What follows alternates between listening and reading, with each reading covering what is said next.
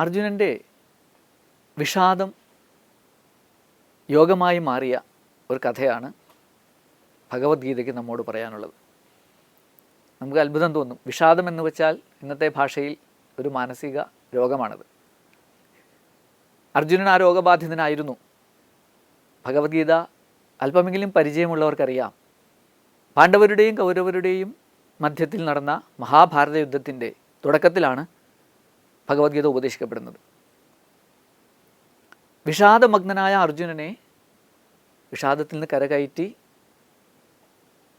ഏറ്റവും ഉന്നതമായ സ്വധർമ്മ പാലനത്തിലൂടെ വിജയിയാക്കി മാറ്റിയ കഥയാണ് ഭഗവത്ഗീത പറയുന്നത്.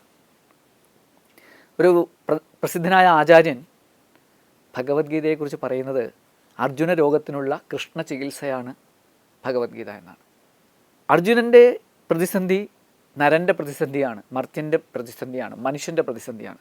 മാനുഷിക ഭാവമുള്ളവർക്കെല്ലാം ജീവിതത്തിൽ ഒരിക്കൽ അല്ലെങ്കിൽ മറ്റൊരിക്കൽ നേരിടേണ്ടി വരുന്ന ചില സംഘർഷങ്ങൾ, ചില വിഷമഘട്ടങ്ങൾ, അതിൻ്റെ ഒരു ദൃഷ്ടാന്തമാണ് അർജുനൻ യുദ്ധത്തിന് മുമ്പ് അനുഭവിച്ച ആ വിഷാദം. കാരണം എതിർപക്ഷത്ത് സ്വന്തക്കാരെ തന്നെയാണ് അർജുനൻ കാണുന്നത്. പക്ഷേ അവർ അധർമ്മപക്ഷത്തായിരുന്നു. അതുകൊണ്ട് തന്നെ ധർമ്മപക്ഷത്തുള്ള തൻ്റെ ശത്രുക്കളാണ് അവരെന്ന് അർജുനൻ പറഞ്ഞു. അങ്ങനെ അധർമ്മപക്ഷത്തുള്ളവരെ സ്വന്തക്കാരായി കാണുമ്പോൾ എങ്ങനെ അവരെ നേരിടും എന്ന ചിന്തയിൽ വ്യാകുലനായി അർജുനൻ വിഷാദത്തിനടിപ്പെട്ടു. ഭീഷ്മരെയും ദ്രോണരെയുമാണ് യുദ്ധം ചെയ്ത് തോൽപ്പിക്കേണ്ടത്, വധിക്കേണ്ടത്. തീർച്ചയായിട്ടും നമ്മൾ ഏതൊരു മനുഷ്യനും വിഷമമുള്ള ഒരു ഘട്ടം തന്നെയാണത്. നമ്മുടെ ജീവിതത്തിൽ നമ്മൾ പലപ്പോഴും നമ്മളുടെ ആരാധ്യരായവരെ നേരിടേണ്ടി വരുമ്പോൾ പകച്ചു പോകാറുണ്ട്. ചിലപ്പോൾ അവർക്ക് എതിരെ നമുക്ക് എന്തെങ്കിലും നടപടി എടുക്കേണ്ടി വരുമ്പോൾ, അല്ലെങ്കിൽ എന്തെങ്കിലും മറുത്തു പറയേണ്ടി വരുമ്പോൾ, അല്ലെങ്കിൽ എന്തെങ്കിലും അവരുടെ വാക്കുകൾക്കെതിരായി ചെയ്യേണ്ടി വരുമ്പോൾ നമ്മളെല്ലാവരും പകച്ചു പോകും. അതേ ഒരു അവസ്ഥ തന്നെ കുറേ വലിയ ഒരു ക്യാൻവാസിൽ ഭഗവത്ഗീത നമ്മുടെ മുമ്പിൽ കാണിച്ചു തരും. ഇവിടെ അർജുനൻ്റെ വിഷാദത്തെ മാനുഷിക ഭാവം എന്ന നിലയിൽ നമുക്ക് അംഗീകരിക്കാമെങ്കിലും ശ്രേഷ്ഠനായ ഒരു മനുഷ്യന് ചേർന്നതല്ല അത്. കാരണം അർജുനൻ വളരെ ശ്രേഷ്ഠനായ ഒരു മനുഷ്യനായിട്ടാണ് ഭഗവത്ഗീതയിൽ പ്രത്യക്ഷപ്പെടുന്നത്. അർജുനൻ്റെ പൂർവ്വചരിത്രം നോക്കുക. ധർമ്മത്തിൽ നിന്ന് അണുവിട വ്യതിചലിക്കാതെ മുന്നോട്ട് പോയൊരു വ്യക്തിയാണ് അർജുനൻ. ധാരാളം ചരിത്രങ്ങൾ അർജുനൻ്റെ ജീവിതത്തിൽ കാണാം, മഹാഭാരതം എടുത്തു നോക്കിയാൽ. പക്ഷേ ഇവിടെ ഒരു ഘട്ടത്തിൽ, ഏറ്റവും നിർണായകമായ ഘട്ടത്തിൽ, ധർമ്മവും അധർമ്മവും തമ്മിലുള്ള അന്തിമ പോരാട്ടത്തിൽ അർജുനൻ ധർമ്മത്തിൽ നിന്ന് വ്യതിചലിച്ചു. കാരണം എന്താണ്? വിഷാദം. അപ്പോൾ ഭഗവാൻ ആ വിഷാദത്തിൽ നിന്ന് അർജുനനെ കരകയറ്റാൻ ഏറ്റവും വലിയ മരുന്ന് തന്നെയാണ് ഉപയോഗിക്കുന്നത്. ആദ്യം ഉപയോഗിച്ച മരുന്ന്, അർജുന, നിൻ്റെ ഈ വിഷാദം നിന്നെപ്പോലെയുള്ള ശ്രേഷ്ഠന്മാർക്ക് ചേർന്നതല്ല, അനാര്യജുഷ്ടം, നിനക്ക് സ്വർഗത്തിലേക്ക് എത്താനുള്ള വഴി തടയുന്നതാണ്, അസ്വർഗ്യം, നിന്റെ കീർത്തി നശിപ്പിക്കുന്നതാണ്, വില്ലാളി വീരനെന്നും അധർമ്മത്തിനെതിരെ എന്നും ആയുധമുയർത്തിയിട്ടുള്ളവനും എന്ന ക്ഷത്രിയൻ എന്ന ആ പേരിനെ നഷ്ടപ്പെടുത്തുന്നതാണ്, അകീർത്തികരം.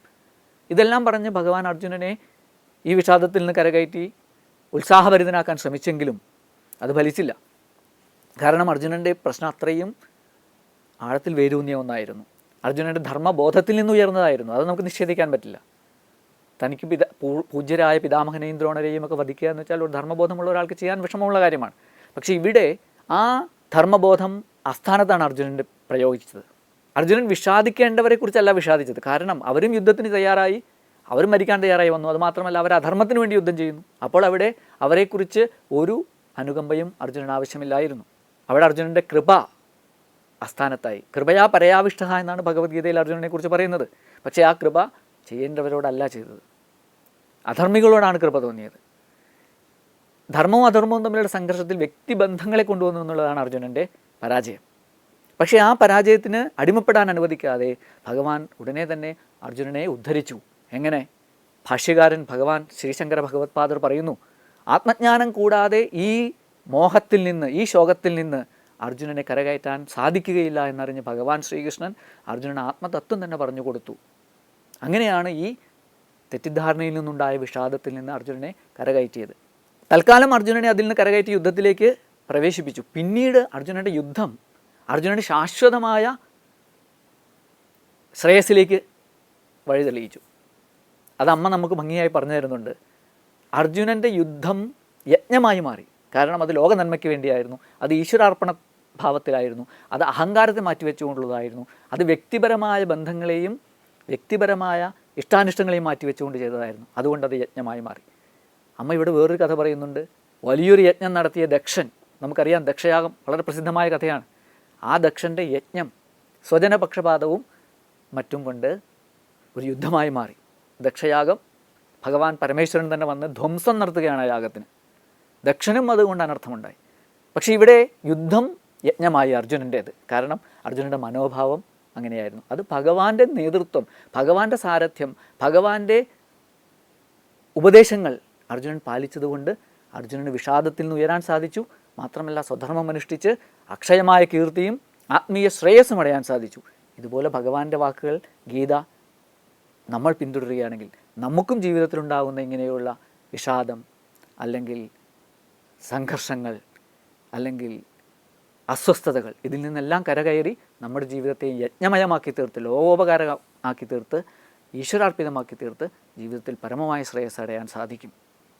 അതിന് ഭഗവത്ഗീത നമുക്കെല്ലാവർക്കും വഴികാട്ടട്ടെ.